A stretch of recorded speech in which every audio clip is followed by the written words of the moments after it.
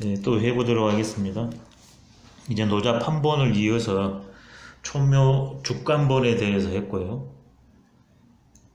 그 다음에는 두 번째로 오래된 마황태로 하나 그러면 초묘 죽간에 없던 양이 5분의 3 정도가 늘어났습니다.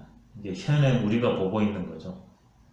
근데 거기에서 현행 우리가 보고 있는 거하고 결정적인 차이는 1장이 38장에 있고 38장이 1장에 있다는 게 현행 우리가 보고 있는 왕필본하고 다릅니다.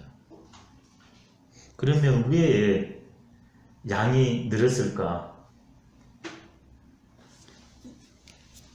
아까쯤에 설명 나간 것처럼 그렇기 때문에 저는 노자는 단일 사람이 동일 시대에 쓴 책이 아니다. 지은이가 여러 명이고 여러 시절에 거쳐서 최종적으로 완성됐다는 것을 여기에서 지금 세계 판본에서 확인할 수 있는 것 같습니다. 그렇다면 제일 첫 번째 있던 곽정 초묘 죽간본이 노자 사상의 원흉으로 보면 좋겠습니다. 그것이 시대와 함께 그 원리를 가지고서 다양한 분야로 뻗어나갔다고 보면 좋겠습니다. 그래서 제일 핵심 사람이 있고 이것을 뻗어나가게 하는 최소 3명 정도는 있을 것이다. 저는 이렇게 봅니다. 현행 우리가 본 노자 저자는 최소, 아까 그 내용은 3가지 설명드렸고요. 그러면 이제 왜 백서본대로 되어 있지 않고 우리가 보고 있는 왕필본에는 38장이 1장으로 되어 있고 1장이 38장으로 갔을까? 이제 이 문제가 해결되면 됩니다. 저는 개인적으로 했을 때 이렇게 생각합니다. 왕필이 226년에 태어나서 249년에 돌아가셨습니다. 근데 이 시절은 왕필은 중국분이고 중국 역사로 하면 위진 남북조 시절입니다. 한나라가 약 300년 이상 지속되다가 멸망을 하는 그 과정에서 위초고 삼국 시대가 열립니다. 우리가 아는 유비, 조조, 송곤이 이제 주인공이 돼서 삼국지로까지 소설책이 있지 않습니까? 바로 그 시절 사람입니다. 그리고 조조 밑에 가서 벼슬도 합니다. 원체 뛰어난 명망이 있었기 때문에요. 내 뜻은 구현하지는 못합니다. 근데 그때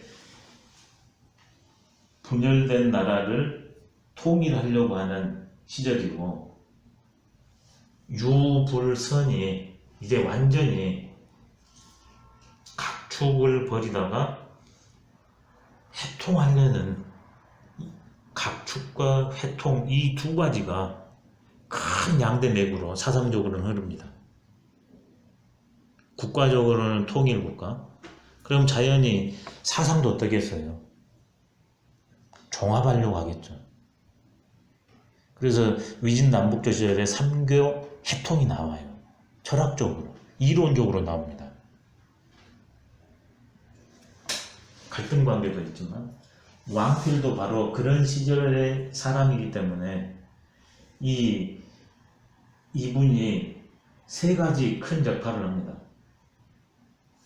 노노가 현재 우리가 보고 있는 노노가 왕필에 와서 최종적으로 정해집니다. 그 노노를 봅니다.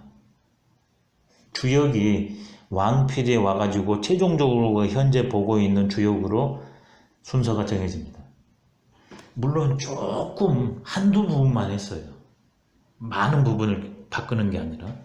근데 노자도 마왕태의 것과 1장하고 38장만 바뀐 거잖아요. 근데 이걸 함으로 인해서 성격이 완전히 달라져 버려요. 왜 1장이 바로 근원에 대한 언어와 문자 사유의 문제가 딱 나오거든요. 진리와 사유와 언어와 문자의 문제가 나와요. 이 위진 남북조 시절의 철학을 현학이라고 그럽니다. 현학이라는 것은 요즘 용어로 하면 현이상학입니다. 동양에서는 이 근원을 현이라고 말하거든요. 바로 이 근원에 대한 탐구를 가장 핵심적으로 했고 주축이다 해서 위진남북조 철학을 한마디로 현학이라고 규정하거든요. 그러면 노자에서도 그런 측면을 다루는 게 있는데 그게 바로 일장이거든요. 도경. 그러니까 자연이 어떻겠습니까? 그 시절에 함께하기 위해서는 요게 특화될 수밖에 없을 것 같아요. 단순한 실천서에서 이 실천의 근거를 드러내는 것이 제일 앞으로 남았을 때 이게 딱 갖춰지잖아요. 그래서 마항태 백서본과는 다르게 현행 왕필본의 1장과 38장이 위치를 바꾼 것 같습니다. 노자의 철학화죠. 노자의 철학화. 근데 흥미로운 게 이게 그럼 왕필에서 이렇게 됐을까? 하상봉이라는 또 노자의 주석서가 있습니다. 왕필본도 주석서고요. 근데 하상봉은 이것도 BC 약 2세기뿐입니다. 이분이 하상봉이라는 분이. 이게 왕필보다 약 300년에서 400년 전에 노자의 주를 지금 현재 남아있는 것으로 처음부터 끝까지 주를 냈습니다. 근데 이게 일반인들한테는 안 알려졌습니다. 전문학자들한테도 왕필주가 압권이었고 압승해버리고 별로 아닌데 소수 이쪽 전공자들한테는 하상봉은 왕필본과 함께 징검다리로서 쓰였거든요. 근데 이 하상봉을 보냐 그러면 이때도 백서본 시절을 지났으니까 역시 같아요, 순서가. 그리고 거기에는 아예 두 글자씩으로 해가지고 각 장마다 핵심을 뽑아가지고 두 글자로 제목을 정해놨습니다. 근데 1장 같은 경우는 도를 체득한다. 이런 식으로 딱딱 요약 정리해놨어요. 그러면 왕필본과 화상봉과 왕필본의 주의 차이점은 뭘까? 노자를 바라보는 시각은 어떤 차이점이 있을까? 하상봉은 노자를 바라볼 때 두 분만의 차이점으로 하면은요, 노자를 통치술로 봅니다. 통치술. 그 다음에 수행론으로 봅니다. 한의와 긴밀한 관계가 있어요. 수행론. 신선술. 근데 왕필본에는 이미 이분이 이것을 해놔서 그랬을 수도 있지만 왕필은 노자를 철학적으로 바라봅니다. 그리고 그것을 내가 어떻게 체득해가지고 관계 속에서 구현할 것인가. 요즘 말로 하면 철학적, 인문학적 접근을 합니다. 근데 저는 이 두 가지가 다 들어있는 게 노자다. 하상봉만 해도 절반이요. 왕필만 해도 절반이다. 이 두 개가 동시에 되어 있는 게 노자다. 저는 이렇게 봅니다. 그래서 그 공부를 할 때 그런 식의 설명을 다 드린 것 같고, 그러면서도 이게 노자의 근원이지 않을까, 이건 후대에서 했지 않았을까, 이런 설명을 드렸던 이유입니다.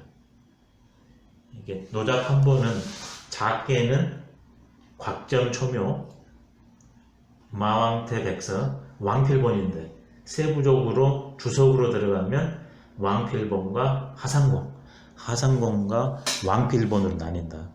이러면 노자의 전모가 잘 보이는 것 같아요. 그럼 이제 이놈을 가지고서 노자의 사상을 한번 들어가 볼게요.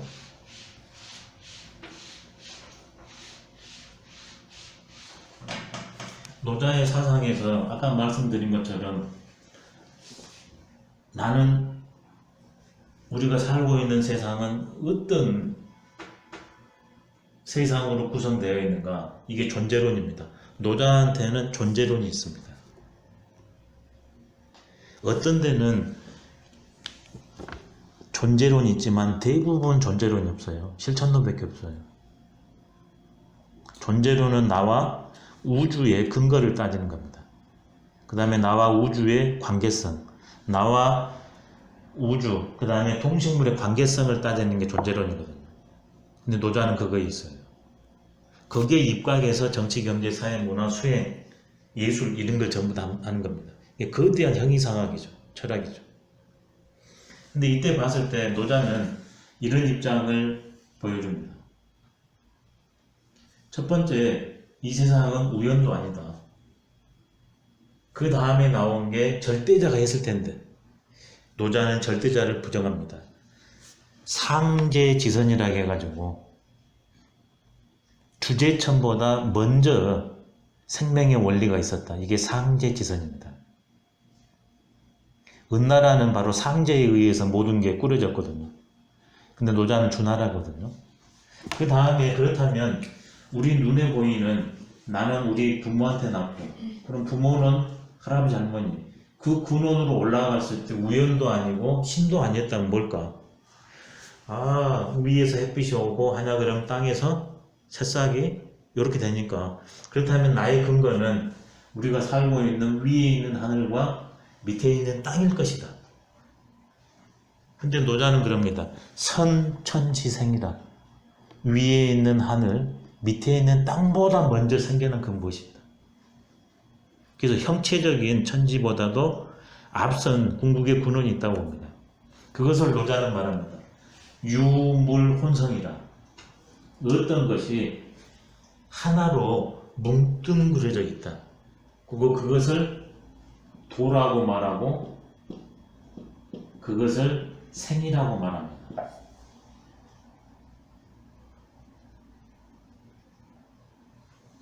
이 나와 우주의 근원은 무형적인 생명이다.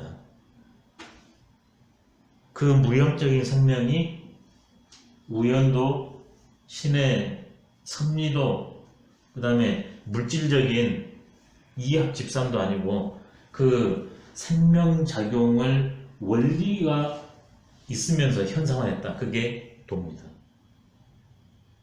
무형에서 점진적으로 시작했다가 극성해졌다가 극성하면 반대로 턴해가지고 마지막에는 다시 근원으로 돌아간다. 직선으로 쭉 가는 것도 아니고 나선형으로 가는 것도 아니고 순환적 생명사관입니다. 이 관계 속에서 형체적인 천지도 동물도 식물도 인간 중에서 나도 생겨났다. 그래서 형체, 생명체로 보냐 그러면 우리는 다 각각이지만 그 생명체의 근원인 생명으로 가면 우리는 동이다. 그리고 우리는 생명의 질서대로 살아야 된다. 이게 노자의 존재론입니다. 그리고 모든 존재들은 교감하게 되어 있다. 실제로 그러지 않습니까? 좋은 산에 가면 어떻습니까? 나의 심신이 오염이 가득한 폐수물이 가득한 데 가면 어떻습니까? 만약 나와 둘이고 교감을 안 한다면 어때야 됩니까? 나는 좋은 산에 가도 오폐물이 가득한 데 가도 아무렇지 않아야 돼요. 우리는 적응하는 존재입니다. 즉시 감응하는 존재입니다. 노자는 그게 처음부터 끝까지예요. 그럼 우리는 어떻게 살아야 될까? 생명의 원리대로 살아야 된다. 노자는 존재론에서 모든 게 시작됩니다. 한마디로 생명사상이죠. 그래서 노자 이 사상을 이어서 장자는 천지는 여와 병생하고 만물은 여와 위이르라는 용어를 드러냅니다. 하늘과 땅과 더불어서 나는 함께 생겨났고 온 존재들과 나는 동일한 생명체이다. 천지 만물 나는 똑같다는 겁니다. 생태 환경 문제가 그러니까 노자를 주목합니다. 요즘 자연과학에서 하고 해봤더니 물질도 아니고 신도 아니고 말 그대로 생명 움직임이고 관계더라. 두 번째는 그렇다면 내가 이런 존재인지를 알고서 그렇게 살아야 되는데 그렇게 못 살아요. 왜 그렇게 못 사는가? 어떻게 하면 그렇게 살 수 있을까? 그게 바로 인식론과 수양론입니다. 내가 나를, 그리고 내가 나의 근원과 사태가 벌어졌을 때 있는 그대로 인식할 수 있는가? 인식하지 못한다면 왜 그런가? 어떻게 하면 인식할 수 있을 것인가? 이런 걸 따지는 게 인식론입니다. 알에 대한 문제. 근데 노자는 이렇게 말합니다. 우리는 있는 그대로 인식할 수 있고 실천할 수도 있다. 근데 왜 그렇게 못 사는가? 몸으로 대상을 만났을 때는 감각기관이 한계를 갖고 있답니다. 그래서 제대로 파악할 수도 있지만 파악을 못한대요. 두 번째는 감각기관으로 인식을 하면 의식작용을 하는데 역시 의식작용은 감각기관과는 조금 더 파악할 수 있는데 역시 한계가 진답니다. 실제 내가 생각한 거 어떻습니까? 틀리는 경우가 왕왕 발생하지 않습니까? 그래서 어떤 분들은 우리 경험과 인식으로 파악할 수 있다. 이게 초등 단계예요. 근데 그게 아닌지를 아니까 나의 경험과 사유로는 알 수 없다 해가지고 불가지론에 가요. 우리는 제대로 인식할 수 없다. 그럼 제대로 관계에 맺음할 수도 없다까지 갈 수 있죠. 근데 노자는 아니다. 이 두 가지를 넘어서 있는 그대로 인식할 수 있는 존재이다. 우리는. 왜? 나는 감각기관과 의식으로는 한계가 있지만 생명체로서 내 생명체의 근원으로 가면 나는 생명 그 자체잖아요. 이게 생명 그것으로는 파악할 수 있대요. 그럼 그걸로 파악할 수 있으려면 어떻게 되냐?